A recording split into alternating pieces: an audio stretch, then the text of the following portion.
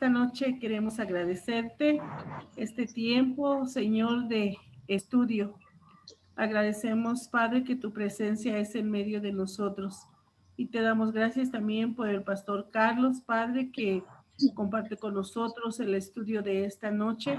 Te rogamos, Señor, que tú seas quien le guíe, quien le muestre, Señor, para poder enseñarnos y compartir el estudio de este libro, Padre, que es muy interesante. Gracias, Señor, porque tu presencia es en medio de nosotros y oramos por los hermanos que se han de unir a esta clase, Padre. Gracias porque reconocemos que todo proviene de ti y es una bendición, Señor, el poder estudiar tu palabra. Guíanos, Dios, y déjate sentir, Padre, en medio de nosotros. Amén. En el nombre de Cristo Jesús, amén. Amén.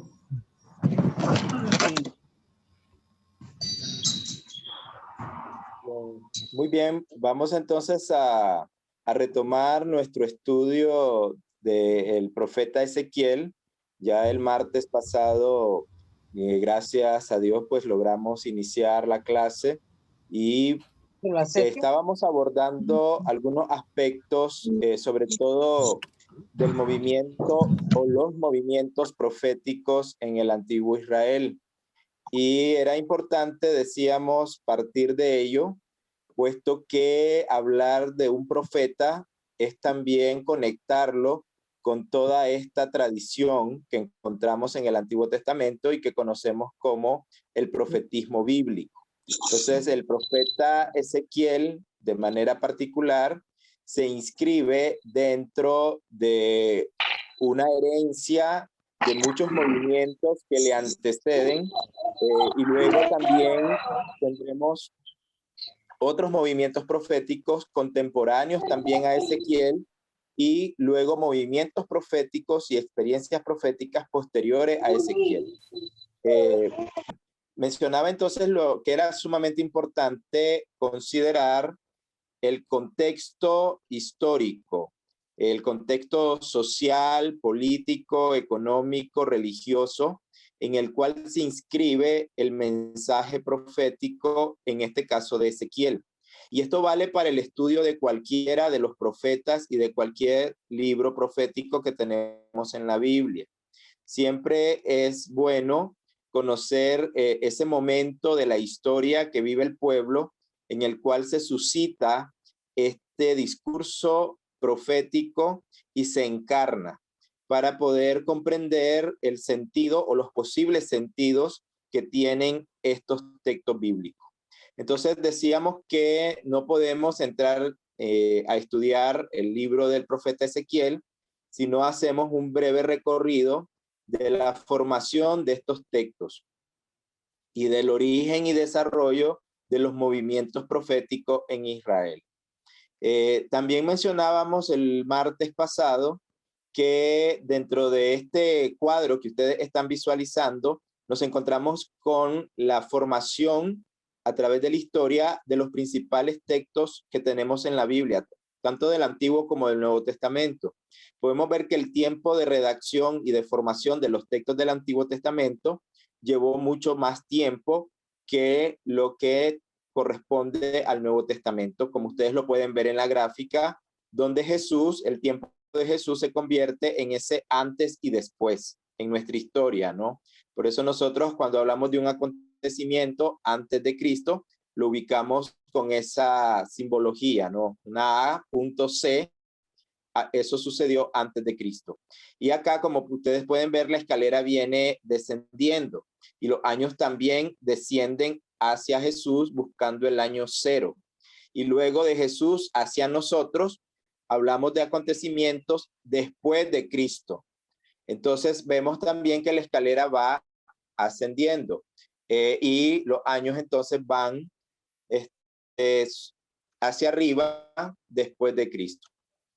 En la gráfica, como podemos notar, según la simbología que tenemos abajo, ya prácticamente a pie de página, todo documento, y en este caso para los textos bíblicos también vale, todos los documentos inician con una tradición oral. Los pueblos desarrollan una fuerte tradición oral en la que se van comunicando confesiones de fe, oraciones y las historias o narraciones de estos pueblos. Luego tenemos que se van recogiendo pequeños fragmentos escritos de estas historias y de estos acontecimientos, ¿no?, que el pueblo va experimentando. En el caso de Israel, esta historia se cuenta a partir de una experiencia de fe, es decir, la experiencia de este pueblo con su Dios, el Dios que les acompaña en todo momento de la historia y que está presente en los momentos buenos, pero también en los momentos difíciles, en las crisis. Ahí también el pueblo experimenta esa presencia de Dios.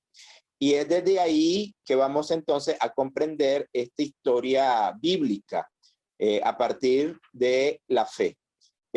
Tenemos entonces la conformación de los distintos bloques. El Pentateuco, por ejemplo, tomó mucho tiempo. Como podemos ver en la gráfica, la formación a partir de mucha tradición oral que las tribus tenían y recogían. Luego estas se van poniendo por escrito en pequeños fragmentos y en pequeños bloques. Y luego tenemos ya el documento completo que llegaría ya a nuestras manos, como conocemos el Pentateuco o la Torá para los judíos, ¿no?, que es la ley. Una situación similar con los libros históricos, o los conocemos así como los libros históricos. En algunos libros se conocen como los profetas anteriores también, porque son los libros donde se recogen las experiencias de algunos profetas de los cuales no tenemos un libro, como Samuel propiamente, que no hay un libro con los oráculos, no, sino que son narraciones. O en el libro de los Reyes, donde se recogen las historias y las narraciones del profeta Elías y del profeta Eliseo y de otros movimientos proféticos en ese momento. Luego, como ustedes pueden notar en la gráfica, tenemos también los textos proféticos. Muchos de ellos también tienen una tradición oral, pero rápidamente estos textos se van poniendo por escrito, sobre todo lo que los profetas pronunciaron, dijeron, y que se conocen como los oráculos de los profetas. Entonces acá entran tanto los profetas mayores como los profetas menores. Los profetas mayores son los grandes profetas como Isaías, Jeremías, Ezequiel, y luego tenemos una lista de los profetas menores que nos da un número que es 12, que este número pues es muy simbólico porque hablamos también del pueblo de Israel a partir de esta numeración del 12 al referirse a las 12 tribus. De la misma manera, podemos revisar también los textos sapienciales que se van construyendo a partir de esa, primero la tradición oral y luego la tradición escrita. Un segundo, por favor.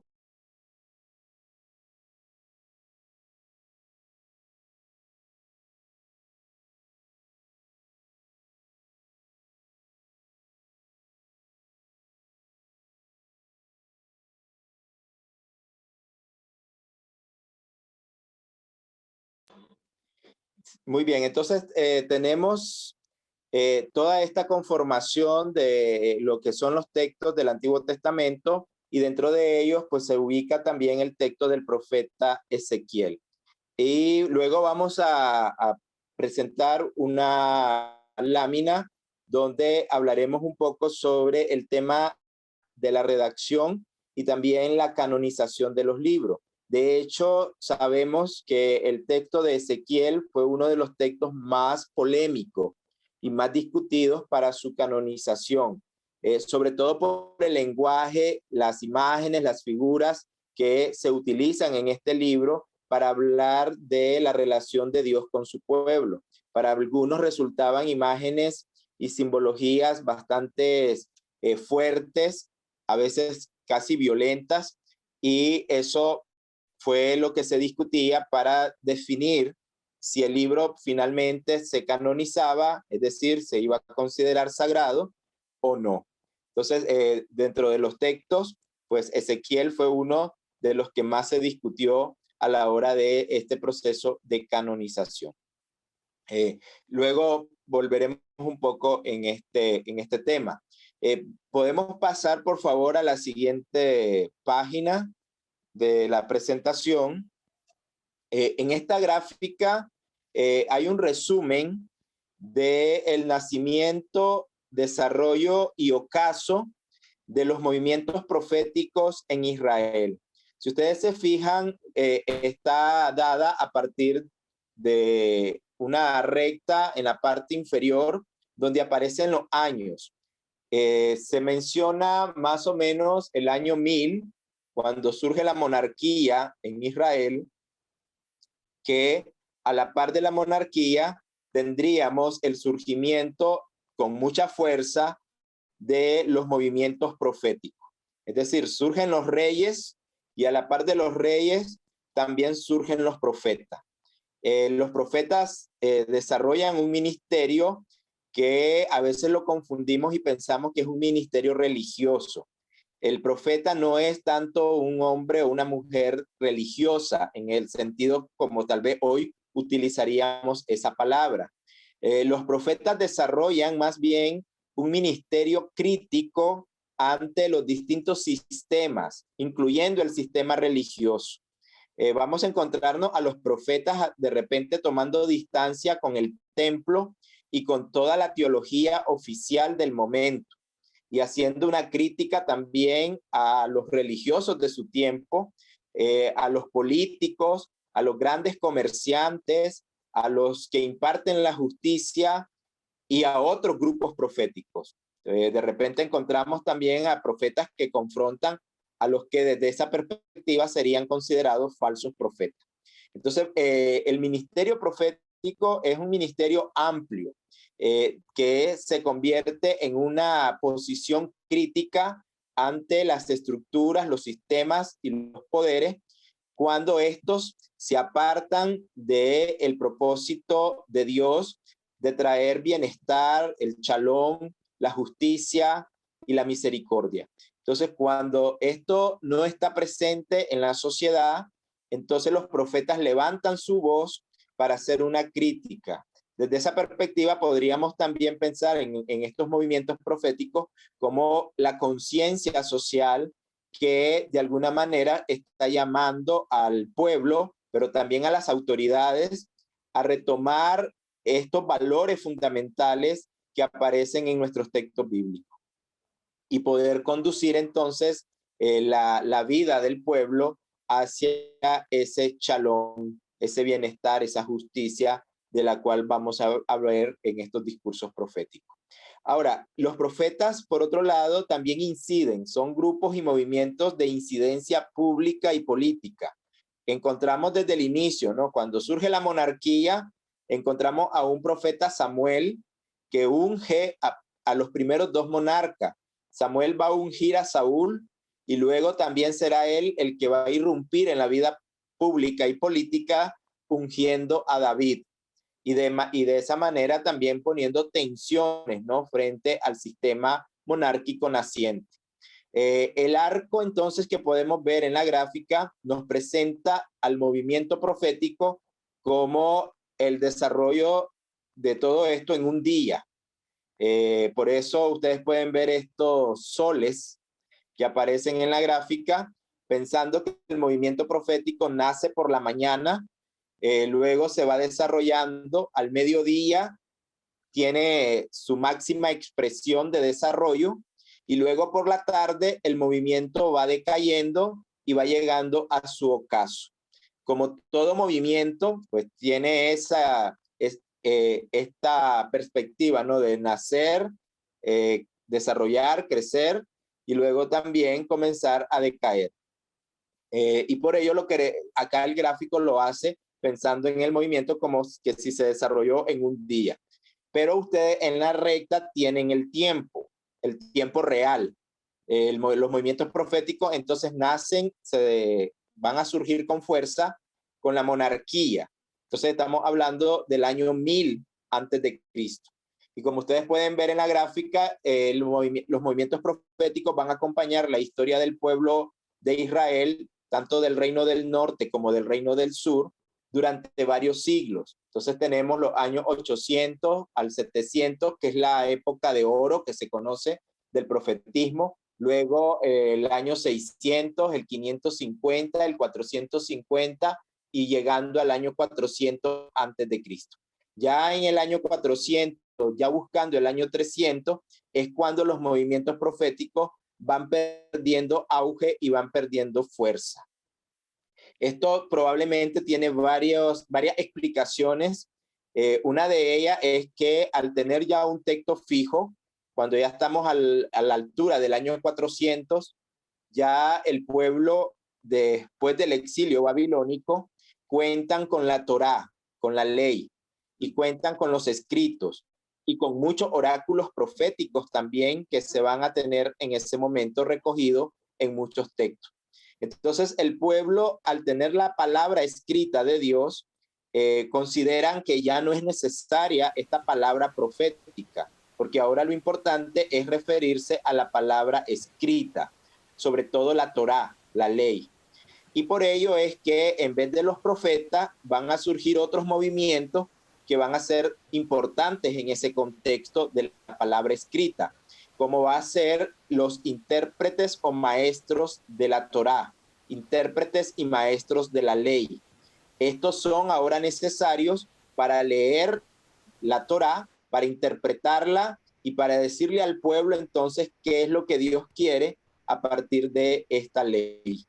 Luego nosotros sabemos que esto se va a ir ampliando en movimientos como los fariseos, los saduceos, hasta llegar a Jesús. Y en tiempos de Jesús, entonces estos movimientos son claves alrededor de las sinagogas, que se reúne el pueblo en la sinagoga para estudiar la Torá. Y ahí es importante tener un maestro de la ley.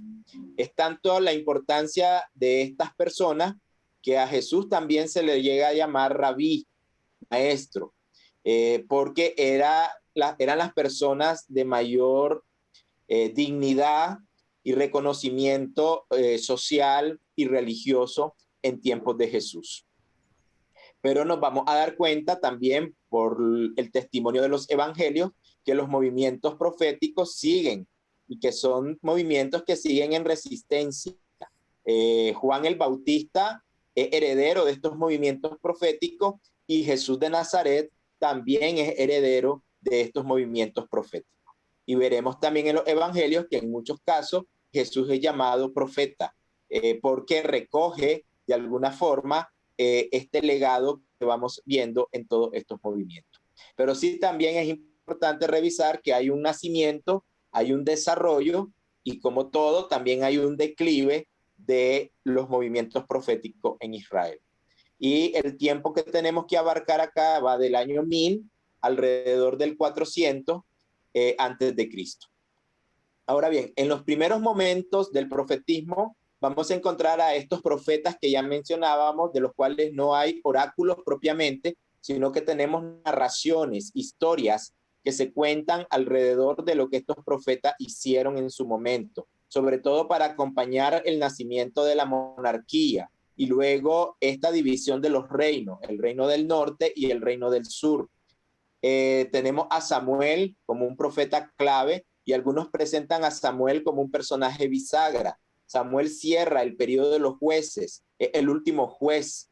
Cuando uno lee el perfil de este personaje en el libro de Samuel, en el primer libro de Samuel, entonces se habla de Samuel como el último juez, pero a la vez tiene perfil de sacerdote y tiene todo un ministerio profético.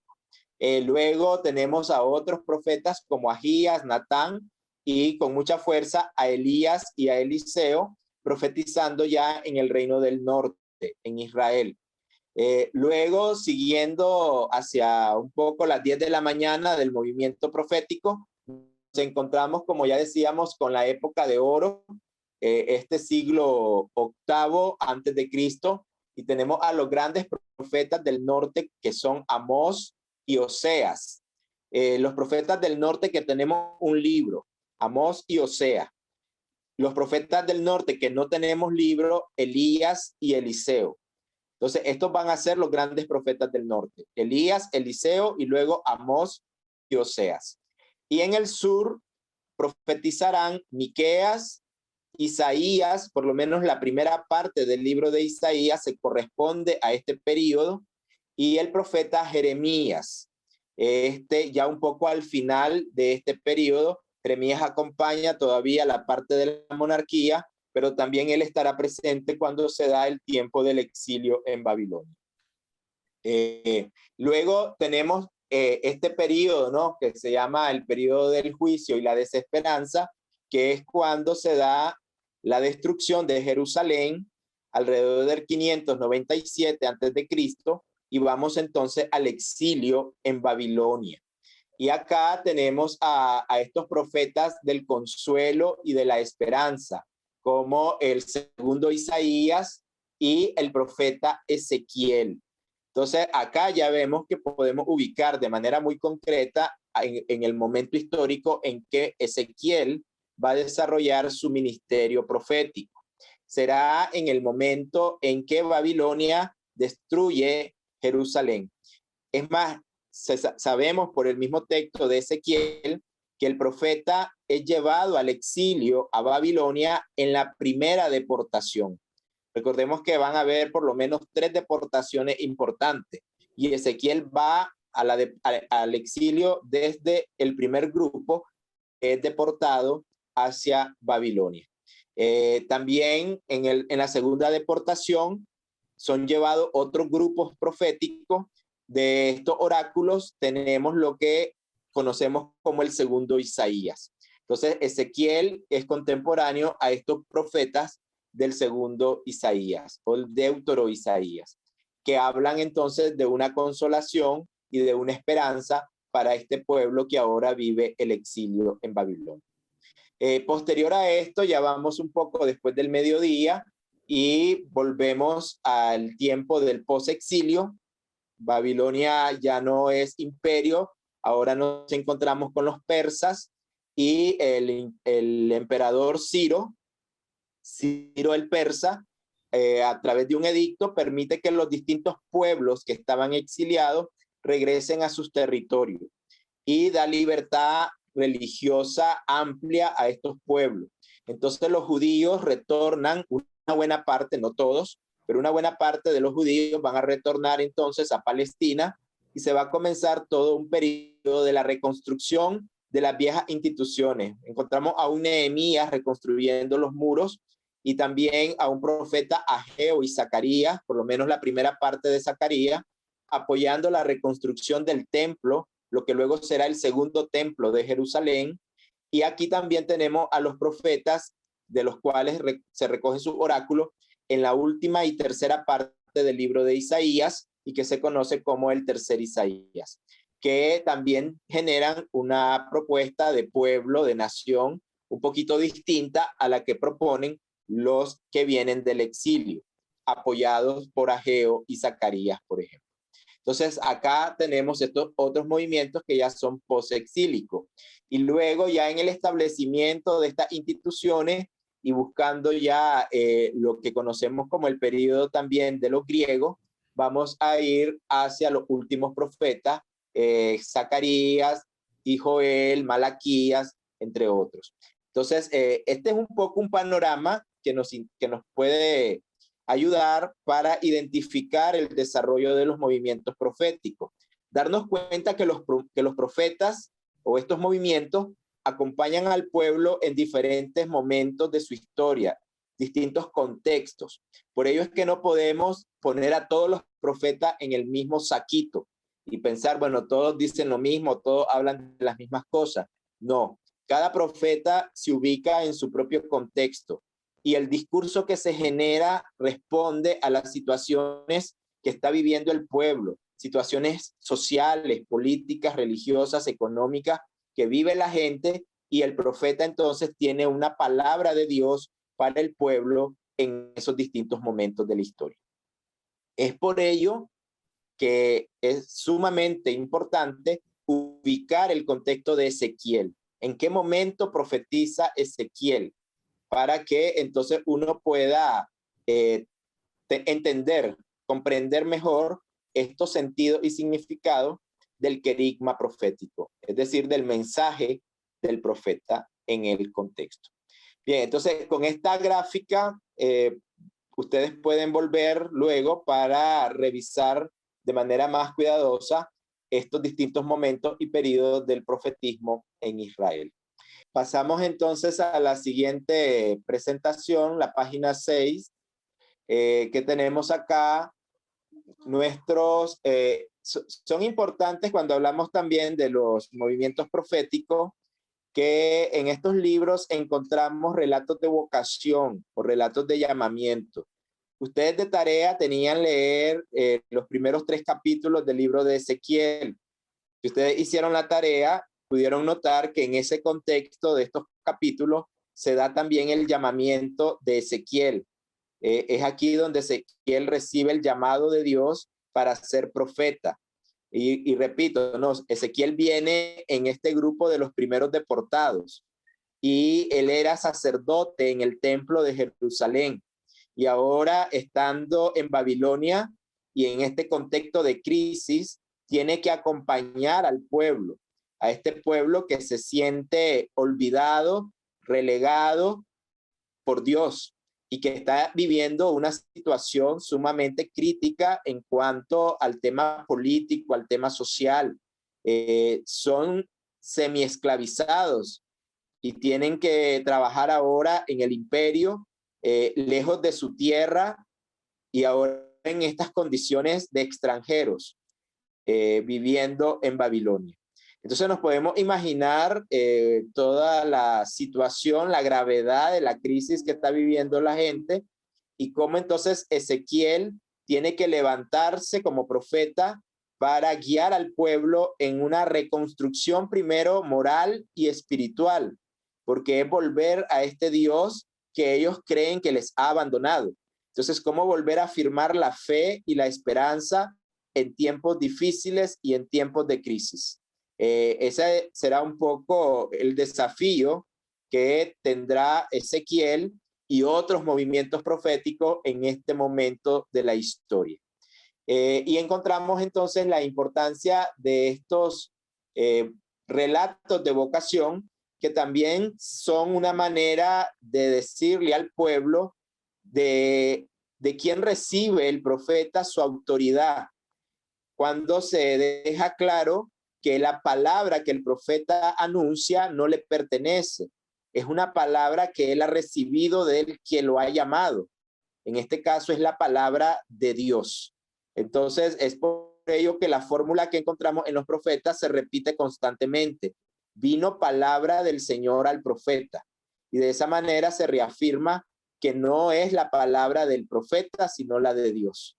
Y que el profeta es solamente el portavoz, el que trae la palabra y la comunica, la encarna, pero no le pertenece. Entonces, es importante que desde el texto de Deuteronomio, ustedes acá tienen una cita, desde Deuteronomio capítulo 18, en los versos 17 al 19, se nos habla de este ministerio profético del cual se iba a valer Dios para transmitir su palabra y poder, por lo tanto, llamar la atención del pueblo y de las autoridades del pueblo cuando estos se apartaban de Dios. Si alguien, por favor, puede hacer la lectura de Deuteronomio 18, de los versos 17 al 19, para que veamos también esta riqueza, ¿no?, de la tradición profética que ya se anuncia en este texto. Dice, y Jehová me dijo, han hablado bien en lo que han dicho. Profeta les levantaré del medio de sus hermanos como tú, y pondré mis palabras en su boca, y él les hablará todo lo que yo mandare. Mas a cualquiera que no oyere mis palabras que él hablare en mi nombre, yo le pediré cuenta. Perfecto, entonces ahí vemos, ¿verdad?, la importancia de nuevo de esta palabra, este davar de Dios, que pone en la boca del profeta y que lo vemos en muchos de los textos de vocación. El profeta es llamado y Dios promete su presencia. El profeta siempre dice que no puede, no, hay una resistencia de los profetas. Cuando vemos el llamado de Moisés en el capítulo 3 de Éxodo, le dice, yo soy tartamudo, yo no puedo hablar bien, mejor manda a mi hermano Aarón. Jeremías dice, yo soy muy muchacho, muy chico, ¿no? Isaías dice, yo soy de labios impuros. Y así sucesivamente. Vemos resistencias que luego paulatinamente son vencidas por Dios a partir de esta afirmación del acompañamiento. Dios es quien estará con el profeta. Entonces, ya desde Moisés se le dice, yo estaré contigo, yo seré contigo, yo te acompañaré y mis palabras son las que estarán en tu boca. Y por ello acá la importancia de este texto para entender que el profeta es un portavoz de Dios. No es él el que habla, sino que es Dios el que habla al pueblo. Entonces, esto es clave también como un llamado ya acá de atención para quienes hablan en nombre de Dios, pero Dios no ha hablado. Entonces, esto también aparece ya en este versículo 19 que leíamos de Deuteronomio. Estos relatos de vocación entonces nos dan estas informaciones valiosas sobre el ministerio profético y cómo se legitima este ministerio a partir de estos relatos de vocación. Entonces el profeta con estos relatos deja claro que es Dios quien está respaldando su ministerio y es Dios quien le ha llamado y es la palabra de Dios la que él está pronunciando. De esa forma hay una fuerza que legitima ese actuar profético y ese discurso profético.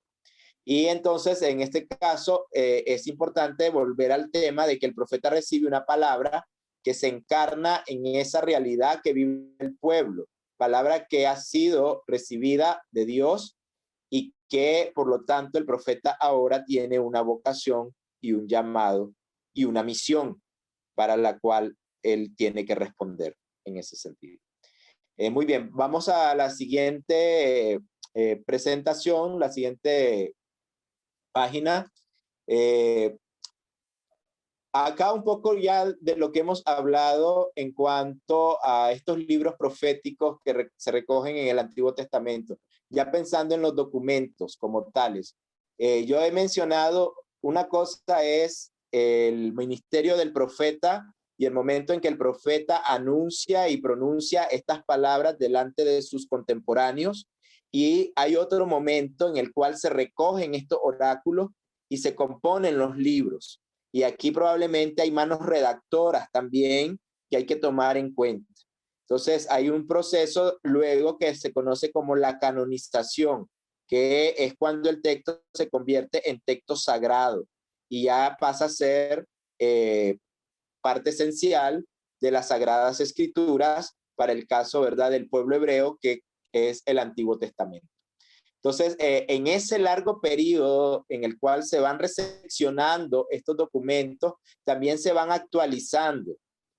Ya el texto no se toca hasta que ya es canónico. Mientras no es canónico, el texto pudo tener algunos retoques y algunas actualizaciones, lo que se conocen como relecturas. Entonces, un texto sufre de esa manera varios procesos de contextualización a partir de este proceso de relectura. Porque recordemos que siempre la palabra profética busca ser pertinente al contexto y a la situación de vida de quien recibe esa palabra, las circunstancias históricas concretas que vive el pueblo que está recibiendo ese dabar de Yahvé, esa palabra de Dios anunciada, ¿verdad?, por los profetas y que contiene diversas dimensiones conforme se desarrollan los acontecimientos históricos. Por un lado, también hay que considerar que esta palabra profética denuncia las injusticias, pero también anuncia la esperanza. Entonces, hay un contenido de juicio que vamos a encontrar en estos textos. Dios trae juicio y se denuncian las injusticias y a partir de esa denuncia hay consecuencias. Pero también hay un anuncio de consolación y un anuncio de esperanza para el pueblo que sufre y para los que quieren volver a Dios. Entonces hay una exhortación en este sentido para el arrepentimiento y para la renovación de la vida, que vamos a encontrar también en estos textos proféticos, para lo cual los profetas van a usar diferentes imágenes, símbolos y tradiciones importantes para hablar al pueblo de lo que Dios quiere y cómo Dios espera que el pueblo se arrepienta, que el pueblo vuelva a Dios, y desde ahí entonces se pueda generar una conversión y una restauración y una renovación de la vida, un volver al shalom de Dios. Entonces, esos elementos van a estar también en nuestro libro del profeta Ezequiel. Vamos a encontrar oráculos de juicio y vamos a estudiar algunos de ellos, pero sobre todo en Ezequiel, una buena parte del texto se ocupa de la consolación de este pueblo que está en el exilio y de buscar entonces el arrepentimiento, la conversión y por lo tanto la restauración, la renovación del pueblo en este volverse a Dios, que será un tema sumamente importante en nuestros textos proféticos. Bien, para entonces ya ir entrando en estos temas y ya del texto que nos ocupa y luego ver si nos dará chance de leer nuestro texto, que veo que va a estar como un poquito complicado el tiempo nuevamente, pero bueno, sí estamos avanzando y nuevamente quiero puntualizar este tema del contexto en el cual el profeta Ezequiel desarrolla su ministerio. Ya lo dijimos en la gráfica donde mirábamos todo el desarrollo de los movimientos proféticos. Ezequiel es un profeta del exilio. Esa es una de las cosas que no podemos perder de vista. Igual que el segundo Isaías, lo mencionábamos, hay un grupo ahí de profetas que van a estar en el exilio. También el profeta Ezequiel se va a ubicar en este contexto de crisis que significó el exilio babilónico para el pueblo judío. Tal vez vamos a ver algunas fechas acá importantes. En el año 732, un poquito antes del periodo de Ezequiel, quiero que tomen nota de estos temas, de estas fechas. En el año 732 antes de Cristo, Asiria, el imperio de Asiria, ocupó la región de Siria y Palestina. Y es también en este periodo que se va a dar luego en el 722 la deportación de habitantes del reino del norte y la destrucción de Samaria por parte de Asiria. Recordemos, Samaria es la capital del reino del norte que se conoce como Israel. El reino del sur es Judá, con su capital en Jerusalén. Entonces son dos reinos donde están las tribus de Israel y el reino del norte será destruido por el imperio asirio en el año 722 antes de Cristo. Entonces solamente va a quedar el reino del sur y el reino del sur se considerará en ese momento como el verdadero Israel, el pueblo de Dios. En el año 701 hay una invasión y una ocupación de Judea por parte de Asiria.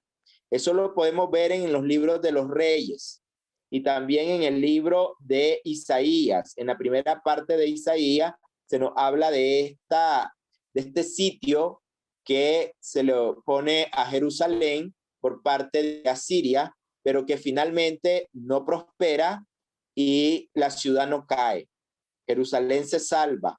Y eso es visto como una protección divina y por lo tanto muchos grupos, y en este caso los grupos de poder, van a abrazar esta idea de que Jerusalén es intocable, porque Jerusalén es la ciudad santa y porque en ella está el templo y que el templo es la habitación de Dios. Y además en Jerusalén está el monarca, que es descendiente de David, es el ungido del Señor.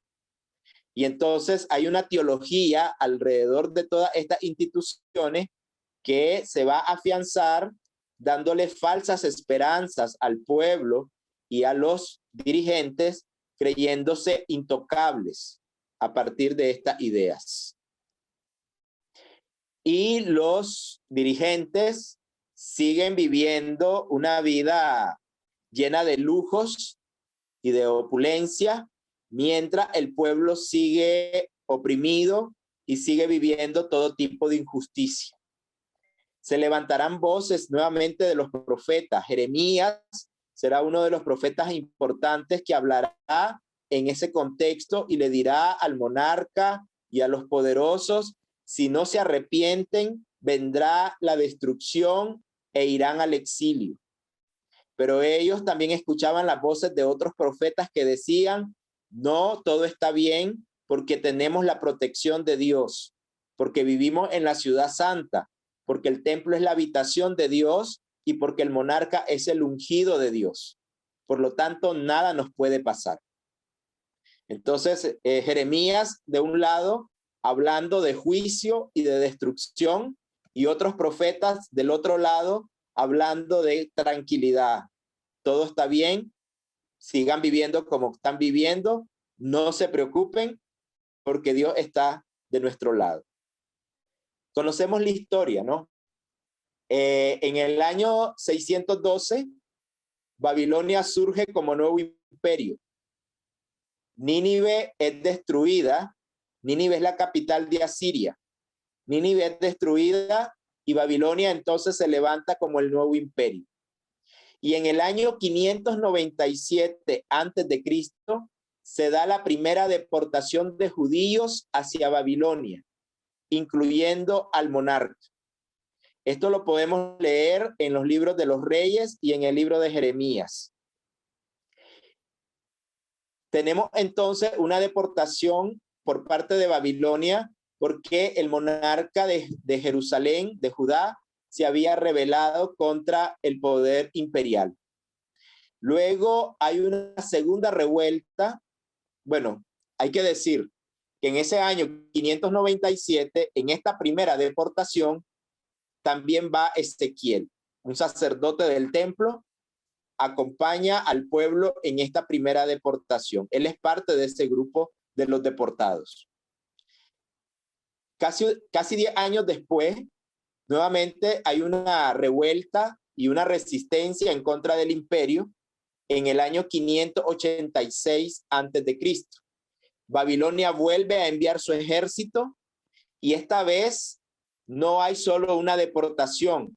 Esta vez se toma la ciudad de Jerusalén, la ciudad es destruida, sus murallas son quemadas y el templo de Jerusalén es destruido y sus riquezas son llevadas a Babilonia. Y se da una segunda deportación hacia Babilonia. Entonces llegan noticias a los primeros deportados de todo esto que ha sucedido. Y en ese contexto entonces que Ezequiel se siente sumamente triste porque a él llega la noticia de que el templo ha sido destruido. Y recordemos, él era sacerdote en el templo y estaba exiliado y ellos tenían la esperanza de que ese exilio no iba a durar mucho tiempo. Probablemente hasta Ezequiel pudo haber tenido la esperanza de que en algún momento él iba a volver a Jerusalén y iba a poder ver el templo nuevamente. Pero 10 años después, las noticias que llegan de Jerusalén son terribles. La ciudad ha sido destruida. El templo ha sido destruido, quemado y saqueado. Y hay un segundo grupo de judíos que son deportados. En este segundo grupo van los profetas que luego conoceremos como el segundo Isaías, que también profetizarán en este contexto del exilio. Entonces es sumamente importante no perder de vista estos años y estos acontecimientos históricos que vive el pueblo bajo el imperio de Asiria primero y luego bajo el imperio de Babilonia, que es el que finalmente termina realizando estas deportaciones y la destrucción de Jerusalén y del templo. Y lógicamente el monarca está preso en Babilonia. Entonces las instituciones sobre las cuales la gente tenía su fe ya no están en Jerusalén, la ciudad santa. El templo, la habitación de Dios ya no está, ha sido destruido. Y el ungido de Dios está preso en Babilonia.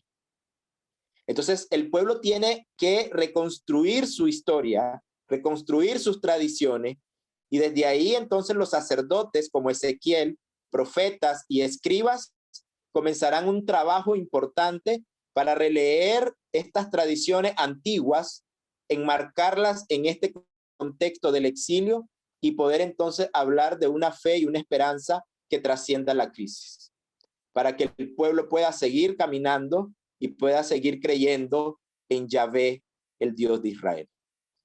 Esa es una tarea sumamente clave para este tiempo y total y muy difícil, ¿no? La tenían muy difícil estos grupos que tenían ahora que acompañar al pueblo en esta situación. Bien, no sé si sobre este tema del contexto tendríamos alguna duda.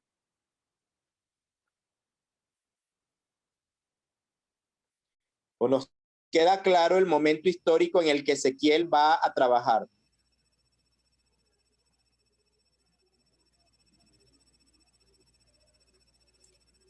Sí, está claro, pastor. Adelante, pastor. Muy bien. Entonces, vamos a tratar de terminar por lo menos la presentación, porque no creo que ya nos dé tiempo de entrar al texto, que es bastante amplio, pero que sí tendremos que retomarlo ya en lleno en nuestra siguiente sesión, donde ya nos estaremos ocupando de los textos bíblicos propiamente dichos. Entonces vamos a presentar la siguiente lámina para ubicar un poco este ministerio doble de Ezequiel. Por un lado, Ezequiel es un sacerdote, que como ya lo hemos mencionado, y esto está bien ubicado en esa primera parte del texto de Ezequiel que ustedes leían, del capítulo 1, en el verso 1, 2 y 3, se nos dice esto, ¿no? Y a partir de acá también se nos indica que Ezequiel es llamado para ser profeta y desarrollar este ministerio dentro de una situación muy difícil que está viviendo el pueblo. El nombre de Ezequiel, que significa Dios es fuerte, probablemente tiene también un significado importante para el pueblo, que necesita recordar la fortaleza de su Dios, recordar en el momento de crisis que Dios sigue siendo el mismo y que Dios sigue siendo fuerte para acompañar al pueblo y para salvar al pueblo. Entonces acá este significado del nombre de Ezequiel me parece también interesante para hablar y conectar con este contexto de crisis del exilio del cual hemos hablado. Y también interesante ver este vínculo, ¿no? Porque no siempre los profetas están muy vinculados con el templo. En este caso vemos a este profeta que sí tiene este vínculo, puesto que primero era sacerdote y al ser profeta no significa que deja de ser sacerdote. Entonces, ¿cómo se van a trabajar estas dos dimensiones dentro de Ezequiel? Bien, pero en esta nueva situación del exilio, decimos, Ezequiel va a ser llamado a ser profeta y se nos dice que es a los 5 años de la deportación del rey Joaquín. Es decir, que es bien preciso el texto. Podemos ubicar muy bien el año en que Ezequiel recibe el llamamiento, porque el texto nos lo dice en esos primeros versos, que es en el año 5 de la deportación del rey Joaquín. Y sabemos entonces que ese año era el año 593 antes de Cristo. Para tener clara esa posición. Es más, para recordar bien esto, alguien por favor lee los primeros 3 versos del capítulo 1 de Ezequiel, para que ubiquemos estos elementos que estamos mencionando. Por un lado, el tema del sacerdocio de Ezequiel, su llamado que se concreta en este año que estamos mencionando.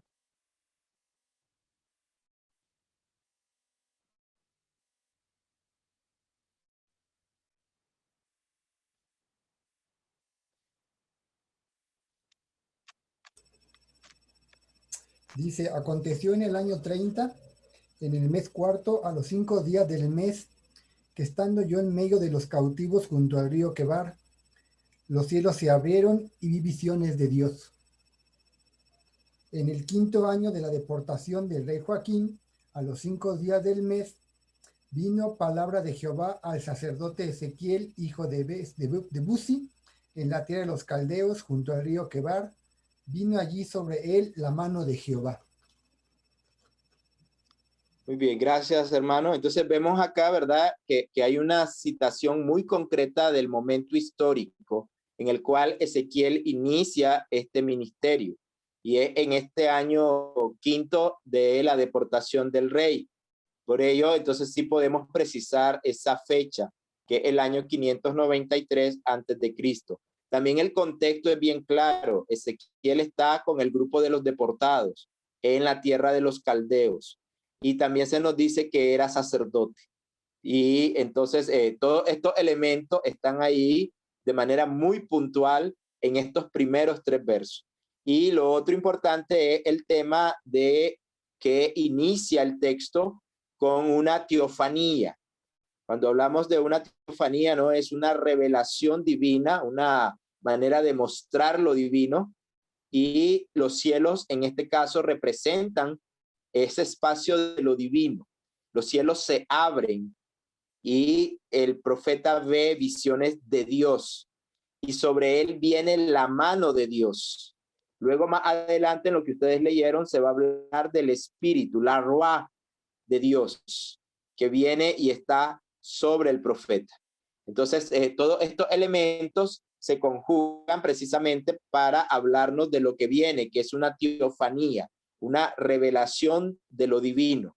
Entonces vamos a ver que se usan diferentes elementos y símbolos que muchos de ellos se vinculan con la cultura de los caldeos. Este tema de seres alados, cuando uno ve las ruinas de Babilonia, de Mesopotamia, uno se va a encontrar con estos seres que tienen forma humana, pero también cuerpo de toros o animales, y también son alados, tienen alas. Entonces es muy probable que todos estos elementos culturales que el profeta va a encontrarse en Babilonia serán retomados para hablar de esta teofanía y de esta revelación entonces de lo divino. El cielo, recordemos, siempre representa lo divino, representa a Dios. En el bautismo de Jesús, por ejemplo, cuando Jesús sube de la agua, se nos dice en el Evangelio que los cielos se abrieron y que desciende el Espíritu de Dios en forma de paloma, y hay una voz del cielo que dice: este es mi Hijo amado. Entonces ahí vemos en el texto, por ejemplo, del bautismo de Jesús, una teofanía. Los cielos se abren, hay una visión del Espíritu y hay una voz del cielo. Entonces estos elementos reflejan esa presencia de Dios en el acontecimiento que se vive. Entonces igual acá Ezequiel tendrá esta teofanía de la cual trata toda esta parte del capítulo 1, 2 y 3, que ustedes, repito, pues ya han leído. Pero acá lo que me interesa es ubicar puntualmente el momento histórico que el texto lo deja también muy claro, en el cual inicia este ministerio del profeta Ezequiel. Y vamos a encontrar por eso un lenguaje que tiene que ver con lo religioso, con la vida cultural. Se habla, por ejemplo, del tema del sacerdocio, del templo, del culto, los sacrificios. Es decir, nos damos cuenta que el profeta es sacerdote también por el lenguaje. La manera en que vamos a leer varios textos de Ezequiel, vamos a encontrarnos con este lenguaje propiamente sacerdotal, pero también con muchos elementos de la tradición profética, como ya lo hemos dicho. Hay una denuncia del pecado, hay un anuncio del juicio de Dios, hay un llamado al arrepentimiento, pero también hay una proclamación de consuelo y una proclamación de la restauración y de la salvación de Dios. Entonces, todos esos elementos que son propiamente proféticos los vamos a encontrar también en este libro de Ezequiel. Bien, el tema de este rol y perfil del profeta como centinela, también tiene algo que decirnos sobre este llamado de Ezequiel. Adicionalmente, yo dejaría, si todavía podemos presentar la lámina anterior, adicionalmente, yo dejaría como lectura para esta semana estos textos de Ezequiel, Ezequiel 3, 16 al 21 y 33 del 1 al 9. En estos dos textos, el profeta es caracterizado o es presentado como un atalaya, ¿no? Un centinela que está vigilante. Entonces, acá se habla del rol del profeta, que cómo entiende Ezequiel su rol de profeta, su responsabilidad, su ministerio. Entonces, estos dos textos son claves para esa comprensión de este ministerio profético en Ezequiel. Queda acá el texto, ustedes tienen la presentación, entonces pueden volver para revisar con cuidado y tener esta lectura de Ezequiel 3, del verso 16 al 21, y de Ezequiel 33, del verso 1 al 9. Es un paralelo, son textos paralelos porque se repite prácticamente lo mismo, pero con algunos elementos que ustedes notarán para el análisis. Muy bien, podemos ver la última lámina para hablar un poco de la estructura. ¿Cómo podríamos estudiar el libro de Ezequiel? ¿Qué estructura podríamos encontrar en él? Podríamos ver dos bloques importantes. Un primer bloque que sería como introductorio y que ubica la vocación del profeta. Y es el texto que ustedes ya leyeron, desde el capítulo 1 hasta el capítulo 3, verso 15. Porque como ustedes ven, del 16 en adelante es la presentación del profeta como centinela. Luego tendríamos un bloque que va desde el 3:16 hasta el 33, todo el capítulo 33, donde vamos a encontrarnos más con el mensaje de la denuncia, del juicio, donde se habla de por qué el pueblo va al exilio y cómo el profeta entonces llama la atención, sobre todo de los dirigentes, de que es por causa de no haber escuchado a los profetas y de no haberse vuelto a Dios o por causa de haber abandonado a Yahvé, que el pueblo finalmente sufre esta suerte del exilio. Y entonces aquí hay un llamado a este reconocimiento, ¿no?, del pecado, y se anuncia el juicio. Vamos a ver entonces que todos estos oráculos probablemente se concentran en el tiempo anterior a la destrucción de Jerusalén. Recordemos, Ezequiel va al exilio en el primer grupo de deportados. Jerusalén es destruida 10 años después. Es probable que muchos oráculos se pronuncian en este periodo previo a la destrucción de Jerusalén. Y es probable que estos grupos de deportados, incluyendo a Ezequiel, tenían la esperanza de retornar a Palestina y de volver a Jerusalén y de volver al templo. Pero 10 años después les llega la noticia de que Jerusalén ha sido destruida y de que el templo también ha sido destruido y que ya no existe el templo. Y entonces el segundo bloque, que va del capítulo 34 hasta el final, predominan los oráculos de consolación, de salvación y de restauración para el pueblo. Entonces ya un pueblo que se encuentra en una situación más crítica y de desesperanza. Entonces acá los oráculos tendrán un acento un poco distinto, haciendo énfasis en la consolación, en la esperanza y en la restauración. Y algunos consideran que estos textos probablemente son posteriores a la destrucción de Jerusalén y con un lenguaje más optimista si lo comparamos con el lenguaje del primer bloque, que sería un lenguaje más, repito, de juicio y de condenación. Entonces, podríamos tener de manera así gruesa esta división y estaremos entrando para estudiar algunos textos, tanto del bloque primero y luego textos del segundo bloque que apuntan más a estos temas de la esperanza y la salvación. Entonces, ahí quedaríamos para nuestro día de hoy. cerrando, ¿verdad? Toda esta parte contextual, un poco vinculando ya al profeta con su contexto y con su ministerio, y el libro propiamente, cómo lo podemos analizar, cómo le podemos entrar al estudio a partir, ¿verdad?, de una estructura así gruesa como la que estamos presentando en este momento. Y para el próximo martes, entonces sí, entramos ya en lleno al estudio de este primer texto, que es la introducción y la vocación del profeta, y estos textos que caracterizan al profeta como un atalaya, para luego continuar con otros textos que tendremos que seleccionar. Dado el tiempo, no haremos un estudio de capítulo por capítulo, sino que haremos una selección de algunos textos, desde los cuales haremos entonces nuestro estudio para profundizar en el profeta Ezequiel.